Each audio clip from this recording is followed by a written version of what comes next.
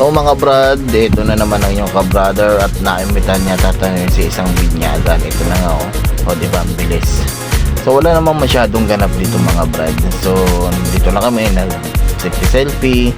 Kumbaga nakinig kami ng misa kasi si Mrs. kasi ngayon ginawa siya ng pinsan niya para mag-anak sa kanyang pangalawang baby na si Baby Axel. So halos lahat lang naman dito ang kinunan kong mga footage sa video. Dito lang naman sa halos ng simbahan. Kasi yung papunta kami, hindi ko pala na-i-record. So video ng video, wala palang naka-record. So halos dito lang lahat namin nakuhanan. Pero ganun pa man, dito naman talaga umiikot yung vlog na to. So ayan si pamangkin ni pinsan ni Mrs. yung merong herba na pati yan ang kanilang baby, si Baby Axel sa inaanak niya ni Mrs. So medyo matagal yung mga pangyayari dito kasi alam niyo naman pag binyag siyempre hindi dyan yung attend ka muna ng misa and then after ng misa i-seminar kayo and then bibinyagan and siyempre kasama na din yung mga donation kung gusto nyo magpabinyag kailangan konting donation din. So ayan na nga, pinukusan na nga ng holy water si Baby Axel. So habang kinukuhanan ko sila ng picture, binibidyohan na rin natin sila. So ayan guys, nakita nyo naman yan sa mga gustong dyan, magpabinyag. The best na magpabinyag ngayon sa mga gantong season. So papasok ang beer months. So kung mga gusto pa mga magbalak yan na magkaroon ng anak, no? Yan, habol na kayo. Yung maganda nga, medyo maganda yung season na to.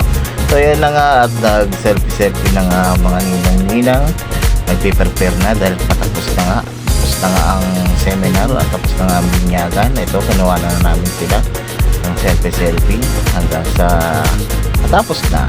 Ayan, pauwi na kami yung mga oras na yan. Ayan guys, malapit na nga kami ng simbahan. Ngiti-ngiti na tayo dyan. Siyempre, ito na yung part na talaga pinaka-aantay natin. Di ba? Hi everyone, pag-ikan po tayo sa binyag ni Axel. Sabi na vlogger yarn. Okay, ayan, mag-inilmit na tayo.